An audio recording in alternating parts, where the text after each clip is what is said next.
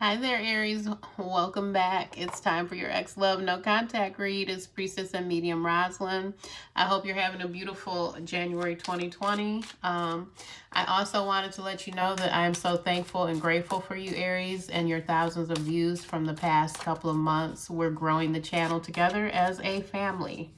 I want to tell you that these ex-love no contact reads are showing thoughts, feelings, and energies, Aries, of the one that you love. It could be a few months ago, years ago, and I always want you to understand that we have choices, you know, especially with this brand new, beautiful year, starting it off with that full moon eclipse we had, beautiful energy in Cancer.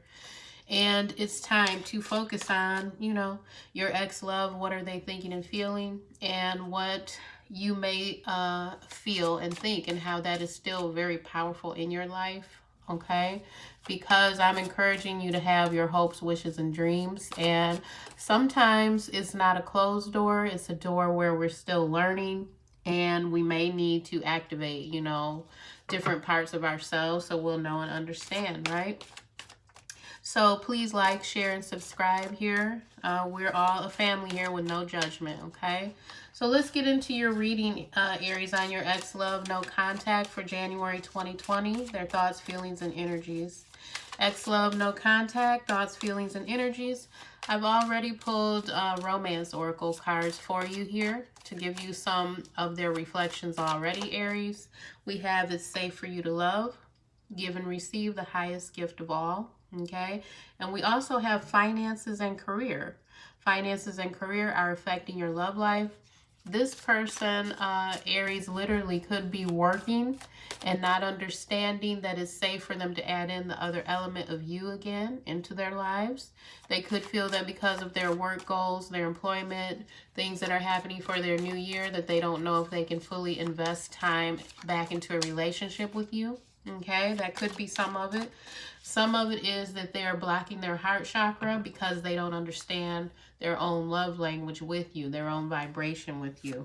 Okay, so here we have the Three of Swords here. Okay, we have the Knight of Wands. Okay, very passionate, fiery energy. We have the Chariot. Okay, this person, I feel they are definitely, they're self-absorbed right now at this time, which I'm using that term because what's happening is there's wands, there's 3 wands, and there's the Knight of Wands here, and what's happening is they're using the energy of multiple different elements, thoughts, not just passion, but it's thoughts, mental things, 3 of Swords. Yeah, they're definitely trying to move their wheels forward in life. And sometimes it feels like they're juggling. Okay, they're juggling, but these are things that they're really trying to manifest, things that they need to see move forward in their life. Aries, I almost feel like this is another fire sign that you might be involved with. And I know I said 3 of Swords here. This could be someone who is fully absorbed right now in what's going on. I'm also getting that they have a pattern of going into this anxiety, not knowing what's going to happen between the two of you. For some of you, because you all know that I am a guide and I do get energy hits and visions during my reading. So this person, I feel like they're sometimes biting their nails. They're on the edge of their seat with anxiety. They don't know when to cut it off sometimes. Sometimes they worry needlessly while they're trying to get to their goals. They're trying to manifest everything at once. It feels like they've got so much going on and so much passion at the same time. This person also wants you to forgive them for the way that they were acting. Now, that's something that I'm getting very clearly, very strongly. They're trying to work out a pattern before they ever would reach out to you again, Aries. I know that, you know, this sounds like, wow, really all those elements? Yeah. They're willing to reach out to you again. It feels this way, but they have different mental patterns of behavior, different ways of dealing with anxiety, different ways of trying to manifest money in their life and their goals. And they're ashamed sometimes of how they bring it all together. Now, that's clearly what I'm feeling. And with the cards here of the Chariot, it's like they can't stop moving. You know, if you imagine a horse running, you know, and the horse is really gathering the strength, you know, because horses and spirit animal, you know, in the spirit totem energy, they don't stop running. They don't stop moving. They don't stop moving. They're afraid they're going to miss something. And with this person, I feel like they're blocking their heart, not fully understanding that it's safe for them to come back or safe for them to come and retrieve some of this love that they missed out on. They feel like they're going to miss something. Yeah. See, and the next card is the Strength card. They're trying to wrestle down something where they're not fully understanding that if they relax, yep, and the Ace of Swords. See, they want to dominate everything. They want to dominate everything. They don't understand that if they look back on this and they release their fear of judging the situation, and it involves commitment and marriage, 4 of Wands, commitment, marriage, engagement. So this could be someone that not only were you seeing this person, not only were you a couple, but this person could have been someone that, you know, you were actually common law, or you might have lived together for a while. They're thinking of this. They're resonating with this. Their energy and vibration is still actually, they still want to have some sort of control.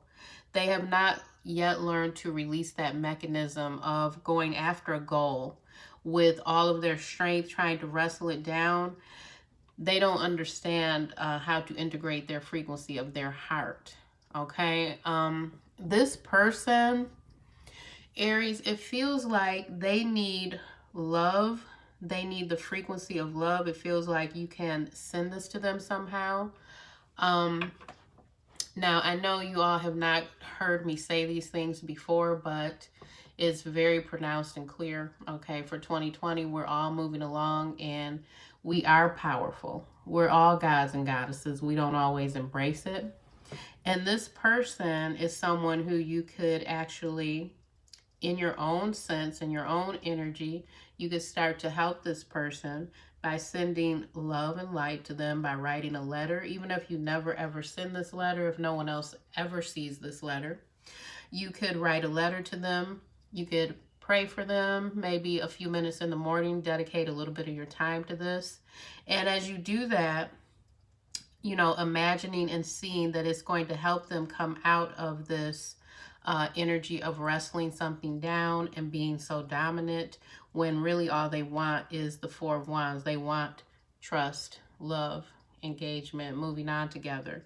They just don't know the ways to get this. They don't know how to completely believe that it's safe for them to love. 6 of Swords, healing. The Lovers, okay? So we have the 3 of Swords and we have the Lovers here. So this person, they actually, and the 2 of Swords, this person actually knows, by them not making up their mind, by not being mentally clear all the time, by judging things too harshly, they understand, and they're seeing. They're understanding that by having all of these different irons in the fire, maybe having an affair, they see and know that this has cut off a healing vibration. 6 of Swords is about healing and moving on to calmer waters. The Lovers, multiple people involved. 2 of Swords, not making up your mind, not preparing and opening your heart fully for commitment. Almost like denying love. Okay, and I like this deck because with this deck, the Tarot Sexual Magic, it shows how the feelings come into play. You know, it matches with the feelings that are actually coming into play with, you know, these patterns. Not just seeing and understanding, oh, well, I know how that feels, but actually understanding the patterns of behavior and how it affects us energetically. So this person energetically, Aries, I would say they're still thinking of you, and they're thinking of things that did go wrong, and they're thinking of healing, okay? Now, with someone like this, who was in this state, you know, you were involved with them for a while, Aries, you may feel that you need more self-love and more nurturing. You may feel that you need to speak to someone about some of those things that still bother you. You may wonder, why is it sometimes that, you know, you're moving along, you're having a good weekend, and then, you know, you're suddenly struck with these memories and these energies, almost like you're still in it. Okay, and that's because we're energetic beings. So I encourage you, Aries, you know, if you're feeling low, a low vibration, or you're feeling like you gave your heart and, you know, they still didn't manifest from their heart, they didn't return it. Sometimes we do have to have affirmations, writing down affirmations, writing down a sacred prayer for yourself to put the energy and the vibration of love back into your heart. Sometimes we need ritual baths.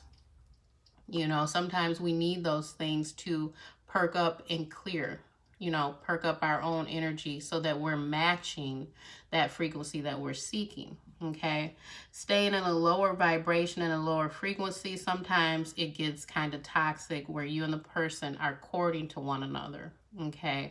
And you need to get that balance back by releasing, loving yourself, meditating, praying in your sacred space. You know, I encourage everyone to have a sacred space, a little spot in your home, okay? A little spot in your home, Aries, where you can just go to. You know, it might be a window.